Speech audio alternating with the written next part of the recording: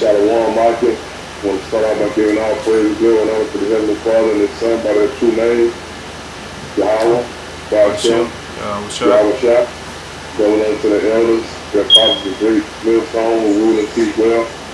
Honors and salutations to all of the icons throughout the four corners that's pushing out this word of truth and sincerity. We coming with a topic, man, pretty much going into the significance of, how the Lord looks at, how the Lord Yahweh Shah looks at his people, and likening that into, the spirit that, we should be in, and how important it is in these times as far as how, taking this thing serious, being passionate about these things versus taking it lightly and taking it for granted and not thinking that this thing is real and thinking that you can play with it. When you get into it and really see how the scriptures bring out how deeply and passionate the Lord is about Israel, it really, make you take it, take another look at it. But, just letting you really know I got these little headphone things, like the little wireless thing, because if I take them off and speak through the phone, my volume will be real low. So this is for volume purposes only, not for no decoration, no foolishness or nothing like that. But, the brother basically going to, bring a precept, and we're going to continue to bring out different points out of the scriptures, just showing how the Lord looks at his people, and I think the word was Magnum Opus. Magnus Opus. Which means Magnus goes back to great, Opus goes back to work. So you look at it in the sense we're basically the crowning achievements of the Most High, man. We his greatest work, especially the elect. But the first scripture I'm going to start off with is Ephesians 2:8. It says, "For by grace are we ye saved through faith, and that not of yourselves, it is the gift of the Most High." All right. And being a gift, and it says, and not of yourselves, it is the gift of the Most High. It's like this whole thing is set up, as something to please him, totally, for his pleasure. It's just like when the Lord gave Adam, when he gave him Eve, it was for Adam's pleasure, for Adam's possession. When a man taketh a wife, he taketh a possession. The scripture refers to us as the wife of the Lord, or the bride of the Lord. So therefore we're his possession for his pleasure, for the good or for the bad, it's all for his pleasure. Go ahead. And it says, not of works, least any man should boast. It says, for we are. So like it, bro, and that word gift, get that word gift in that blue letter. Alright. I'm gonna put it on the screen to be exact.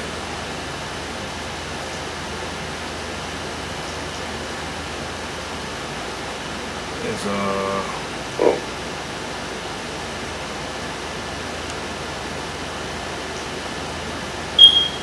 gift.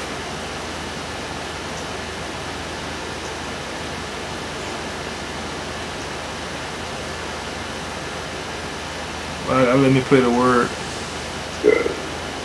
Strong's G 1435. Dora.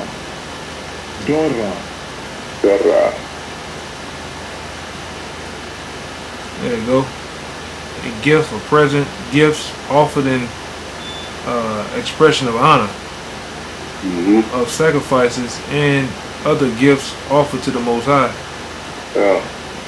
Of money case into the treasury of the purpose of the temple. Into the purpose of the temple. Right? It says, and of the support of the poor, the offering of a gift or gifts. Right. Go like down to the bottom part. Did it say anything up in there? You pretty much said it like in the opening part of the definition though. But basically the point, man, it says it is the gift of the Most High, man. So like I say, the Lord is the one who set everything up, and He do it all to His will. I got a couple of precepts. Matter of fact, I still got a little bit more in there too. All right, you go ahead. Yeah, verse 10 in Ephesians 2 and 10 it says, For we are the workmanship, for we are His workmanship. His workmanship. Go ahead. Created in Yahweh Shah Mashiach unto the good works which Yahweh had been ordained that we should walk in them. Right, so it says before. It says the Most High have before ordained. So it's like, you got to understand, this perfect being who created everything that's around us, seen and unseen, before we were even, in the physical, anything was in existence, this whole thing was already perfectly planned. Let me go. So just imagine, just imagine how serious this is to the Most High, how about you, how Shah, is looking at this thing. This is something that was built by their hands. Like the scripture, you about to get that word workmanship up? Yeah, I was gonna get Magnum Opus, the definition of that. Okay. And then I was gonna go into that workmanship. All right. I'm gonna put it on the screen again.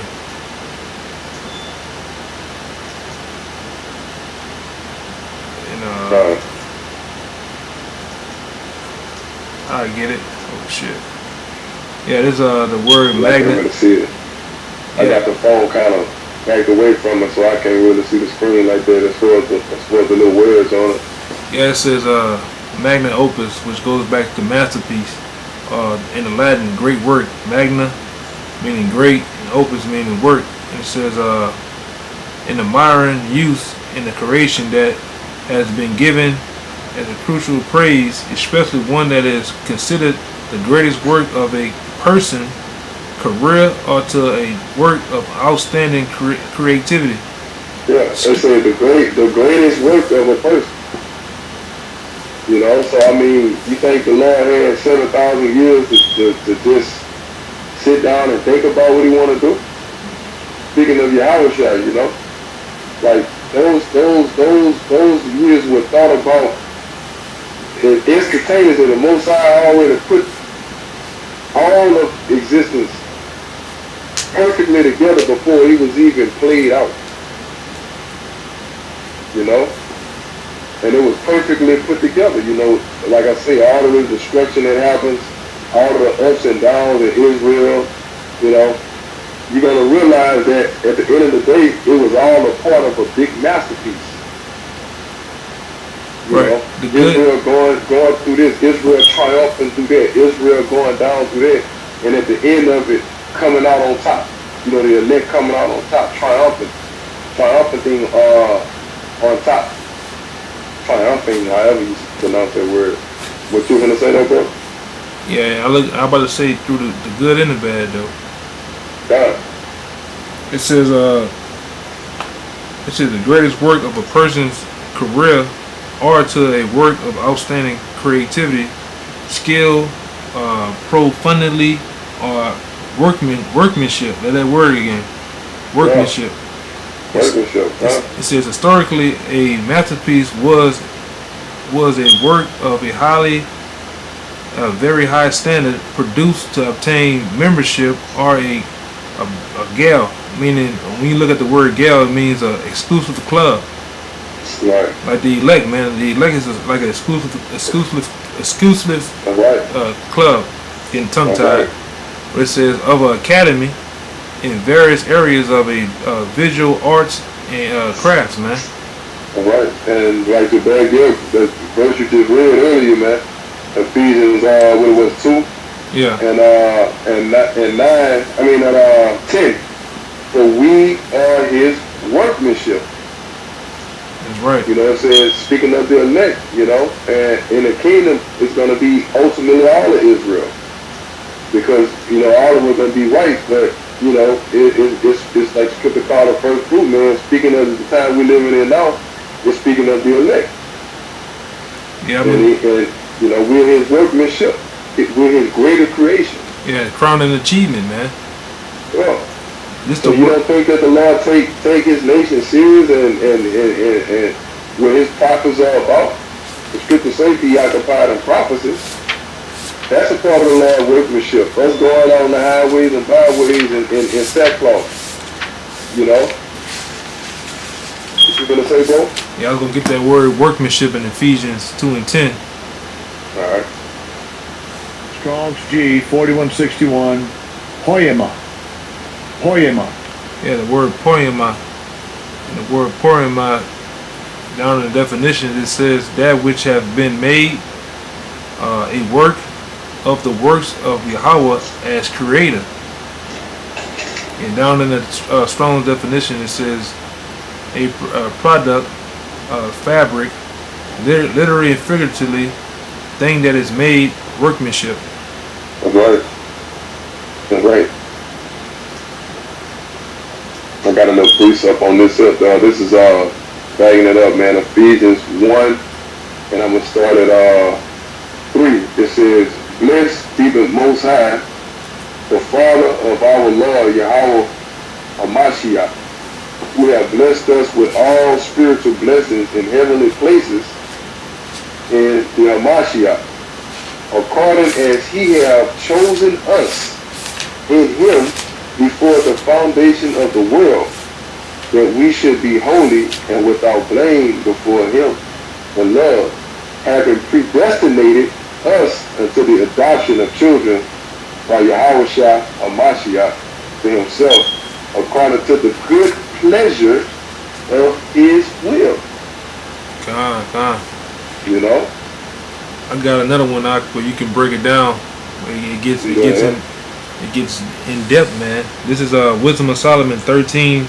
I'm gonna start at 1 and read down. It says, surely vain are all men by nature, who are ignorant to Yahweh, and could not out of all good things that are seen know Him. That is, neither be considered the works he did. Neither can be considering the works did they acknowledge the workmaster. There you go again. Mm-hmm. It says by And say, man, read that little part one more time right before the workmaster. okay, I says Did you read that? Second, I'm gonna follow along with you. It's Second is what? it's a Wisdom of Solomon. Oh, what's this? Let me give me a little light. Chapter what? 13, start at the top. And I'm going to read it again. Wisdom of Solomon 13 and 1, it says, surely vain are all men by nature. It says, who are ignorant of Yahweh, or the Most High, and cannot out of the good things that are seen know Him. That is, right. So it's like, even the things, like you look at the so-called white man, you know, he got the meaning of the world, and yet, you know, he's come to the conclusion that there is no God. You know, it's like a dog chasing his tail, trying to search the things that are seen, man. You can't. You can only search the Lord through His words, you know, which is a part of His pleasure. But go ahead, bro. It says, neither by considering the works did they acknowledge the workmaster. That's right. And the workmaster is Yahweh B'Shem Yahushua, man. You know, that you ask these other nations and these 2/3, you know, they're gonna tell you Esau. You know, or they're gonna tell you some aliens or some shit did it from some other beings and powers, deities. Yeah, custom stars or some shit. All right. GOCC. Go ahead. Here goes the workmaster. Here goes the evidence of what he did. This is verse 2. It says, but them neither fire or wind or the swift air. Yeah, Dean. I said, but them neither fire or wind or the swift air or the circle of the stars or the violent water or the lights of heaven to be the gods which govern the world, whose beauty, if they had been delighted, took them. And they got And then gods, we know that gods is saying powers that govern the world, because we know that the Lord put the moon and the host of heaven to be signs of certain times of the earth, man. That's how we keep our high holy days throughout the moon, through the new moons. That's how we keep our Sabbaths and so on. Know what time it is, of the year it is, when the new months and stuff come around through the new moons. It said, which whose beauty, if they being delighted, took them to be gods, let them know how much better the Lord of them is, for the first author of beauty had created them. But if they be astonished at the power. And who is the first author of beauty? That's Yahweh. That's right. And when you go into the book of Colossians 1 and about the 15th verse, it says that the Most High did through his son, Yahweh. You know? The Most High, Yahweh, came up with the blueprint, and he gave it to Yahweh. Yahweh created it exactly how he said when he was on the earth. He said, as my father, I hear my father tell me. That's what I do. You know? Go ahead. That's right. It says in verse 4, it says, but if they were astonished at the power and virtue, if I'm saying it right, let them understand by him how much mightier he is that made them. For by the greatness of beauty and of the creature, it said proportion ability. Proportionably, the creator of them is seen. You know? Alright. It said, for by the greatness and the beauty of the creatures, proportionably, the maker of them is seen. Like I say, you can see the Lord glory through all the things that he do. But like the scripture says, people don't consider those things. Right. And going back up into verse 4, when it says, how much mightier is he that made them, really let them go into Israel, man. Because you can see the beauty and the strength really in the elect right now through him, man. Yeah. And him through us. You can see we got the Spirit of the Lord on us, man. Right. You know, because the Lord, going back into, I can get it real fast too. Let me get it real quick. This Deuteronomy, 32 and 10. It says, Deuteronomy 32 and 10. It says, he found him in a desert land and in the waste howling wilderness. He led them about and instructed him. He kept him as the apple of his eye, man. Yeah. And the apple of the Most High eye is Israel, man. When you look into that word apple, it means pupil. So we the only thing that he sees. We the only thing that he is really focused on, man. Kind of like how we focus on that woman wisdom. The Most High is focused on Israel the same way. And just like when you have a woman, me and his brother was talking about that. Just like you have a woman, you want to fashion and you want to be the work master of your woman. You want to have the best hairstyle, her nails. You want her on point. So the Most High look at Israel the same way, man. All right. And we're gonna get scriptures on that, man. I'm about to do one on that what that was first. 2 Corinthians 11 and 2. I put that 1 Corinthians 11 and 2. 2 Corinthians 11 and 2. Yeah, the one when we was talking when they said when they were likening us to the bride. Yeah, 2 Corinthians 11 and 2. I got it. Yeah, man. So just like your actual wife or your woman at home, you want her on point. You want her looking beautiful and nice and smelling good. The Most High look at Israel the same way. That's why I said we are his Magnum Opus. We his crowning achievement, man. That's right. I got you, bro. This is 2 Corinthians chapter 11, verse 2. It says, for I am jealous over you with a godly jealousy. For I have espoused you to one husband, that I may present you as a chaste virgin to the Hamashiach. But it say, for I am jealous over you for the godly jealousy. You know what I'm saying? And when you look at that, it's like when a man and his woman, like the better with this saying, you know, a man dealing with his woman, you know, in this society, you look at a man, I mean, you look at naturally the Most High got to set up to where your woman, a man looks at that woman as his property, as his possession. So therefore, now I don't want you looking at no nigga. Nah, what you mean? I don't want you talking to no nigga. What's the first thing they say in this society? Oh, you so insecure. Why you so insecure? You should, yeah, and all that. You know what I'm saying? But that's how the Lord feel about his people. I don't want you looking at another nation. I don't want you talking to another nation. That's I right. made you. You know what I'm saying? You belong to me. Yeah, I would say when a man begetteth a wife, he begetteth a possession, man. That's right. And Amos 6 down at the bottom, I believe 30, 31 if I'm not mistaken, they tell you that the rage of a man over his woman, you know, he don't regard silver or gold. So the Most High is like that over us, man. Because what? Because why? We his crown and achievement. We his Magnum Opus. His work, the workmanship of him is made through us, man. It's made through him, through us. You know, he put his all into us when he put Israel together, even though through the good and bad, man. Here we go right here, bro. When you just say, man, this First Ezra chapter 4, verse 25, it says, wherefore a man loveth his wife better than father or mother.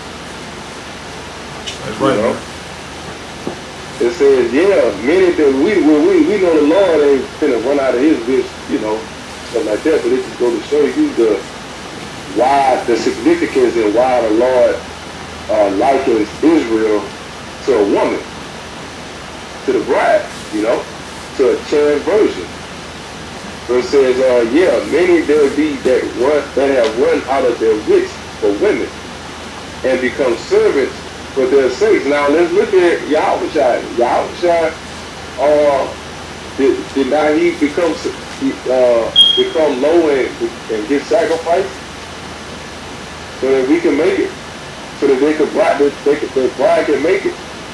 Now we know that that's not talking about, you know, like this talking about men serving a woman and stuff like that. Nah, you know what I'm saying? But the Lord had to sacrifice himself to keep that sword from falling on us and stuff, or whatever. But it's just going into the significance of how deep that passion is between that man for that woman, man. You know, that's how deep that passion is that the Lord got over his bride. You know, that was it on that particular piece up, right? Right. For example, how can you get Songs of Solomon 7?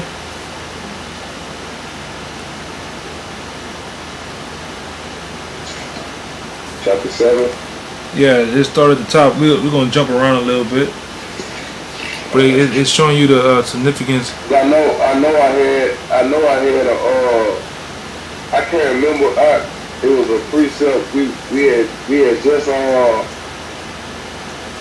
what was something? Psalm 7 and what? It wasn't Isaiah 53 and 2, right? 53 and 2. It might have been. Yeah, it might have been. I'm gonna find it though. 7 and what? Start at the top. We're gonna jump around a little bit. Alright. It's Song of Solomon 7 and 1. It says, how beautiful are thy feet with shoes, O prince's daughter. The joints of thy thighs are like jewels, the work of the hands of a cunning workman. There you go again, man. Yeah. Go ahead. It says, thy navel is like a round goblet, which wanteth not liquor. Thy belly is like a heap of wheat set about with lilies. Thy two breasts are like two young roes that are twins. Thy neck is as a tower of ivory. Thine eyes like the fish pools in Heshbon, by the gate of Rabbim. Thy nose is as the tower of Lebanon, which looketh toward Damascus. Yeah, he getting deep into that woman, man. Yeah. And that woman represents Israel, man. That same woman that was talked about in Jeremiah 6 and 2. When the Lord said, I liken you, O Zion, well, Zion, as a commonly delicate woman. That's right, man. Go ahead, Doc. It says, thine head upon thee is like caramel, and the hair of thine head like purple. The king is held in the galleries. How fair and how pleasant art thou, O love, for the lights. This thy stature is like to a palm tree, and thy breast to clusters of grapes. I said, I will go up to the palm tree, I will take hold of the boughs thereof. Now also thy breast shall be as clusters of the vine, and the smell of thy nose like apples, and the roof of thy mouth like the best wine for my beloved. Right, it says the best wine, man. We know this truth represent what is wine represents knowledge in this truth, man. That wine represents knowledge, man. And it says the best of it. You know, and we know that, you know, when we talk about the beloved, talking about the Most High. Go ahead, huh? Yeah. It says, and the roof of thy mouth like the best wine for my beloved that goeth down sweetly, causing the lips of those that are asleep to speak. I am my beloved's, and his desire is toward me.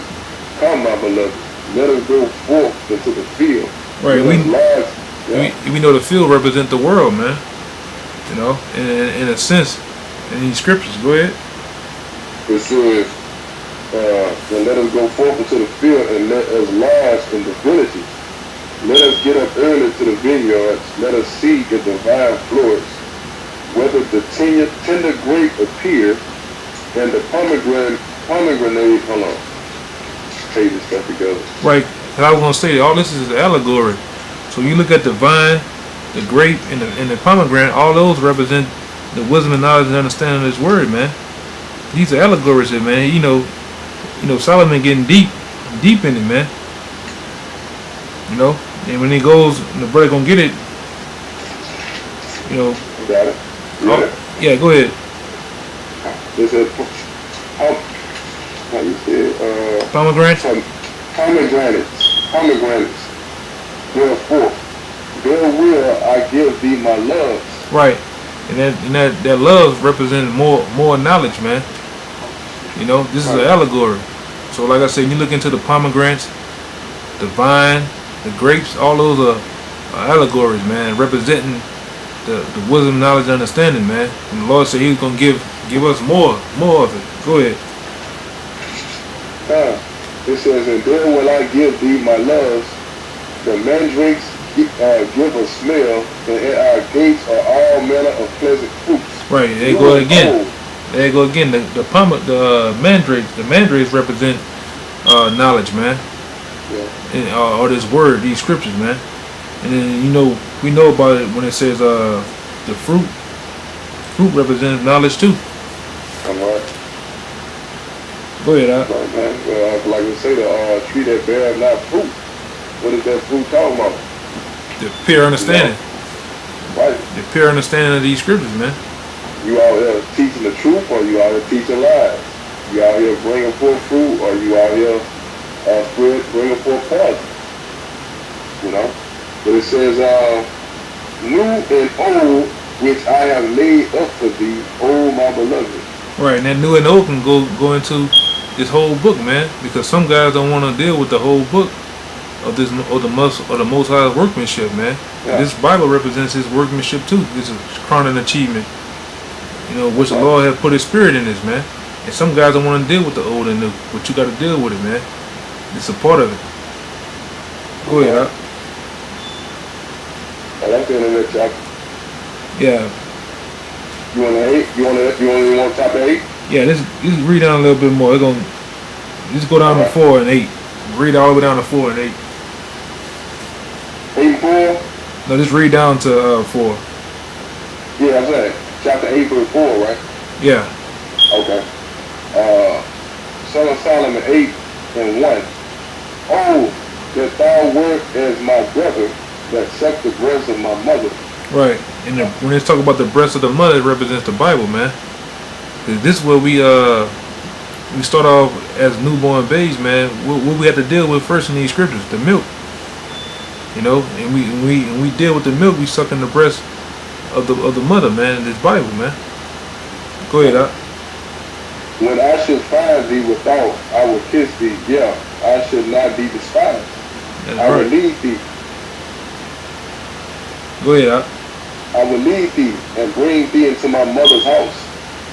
Who will instruct me? I will cause thee to drink of spiced wine, the juice of my pomegranate. And that spiced wine represents once again the word, man.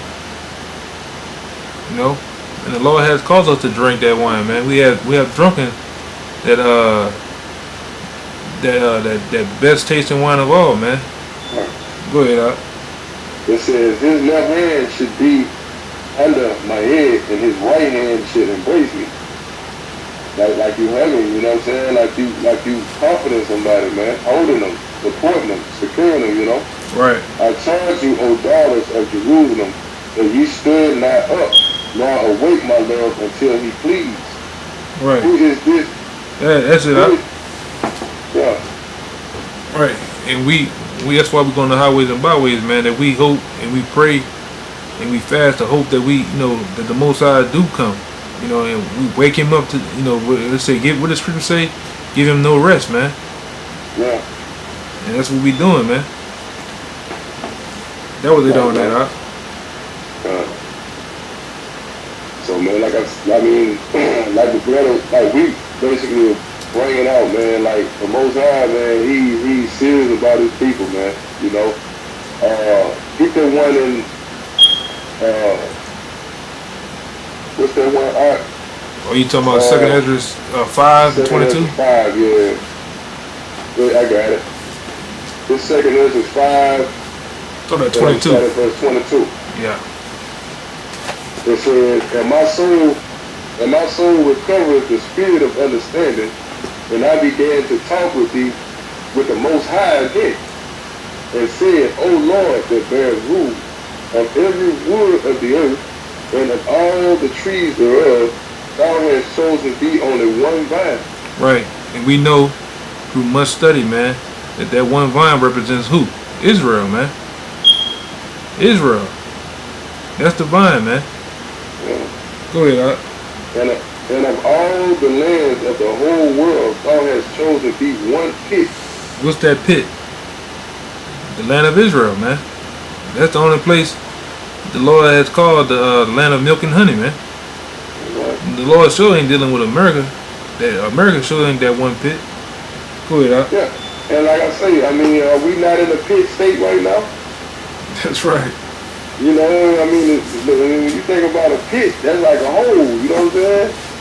Like something deep, like a deep ditch or something like that, man. And that's Israel, man. We be on our knuckles as a nation right now, man. But guess what? The Lord got us in there, you know? So it says, what was that? Okay, here we go.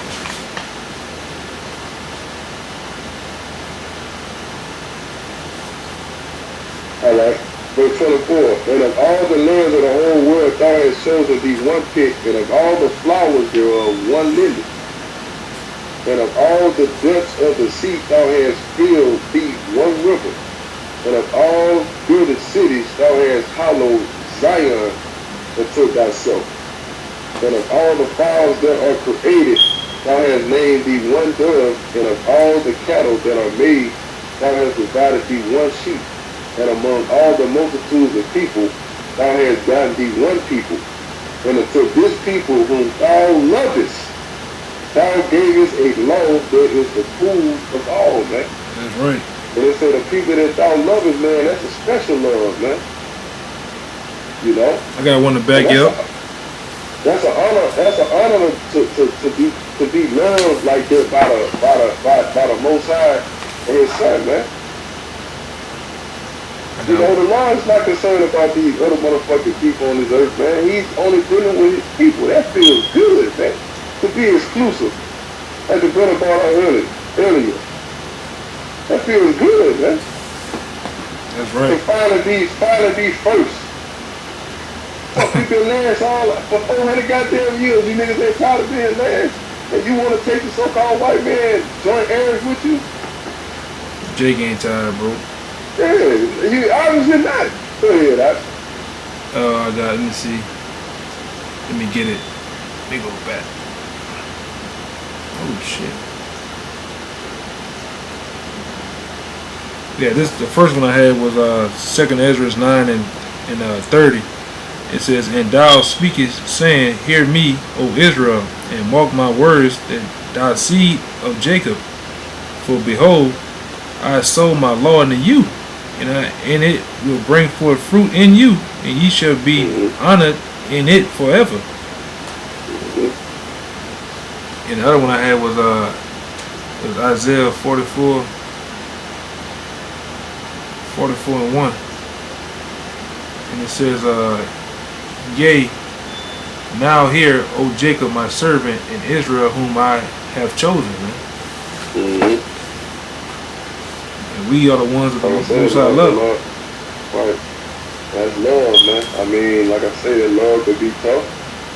I mean, that love could be merciful. It just all depends on, whoever the Lord willing to do it to.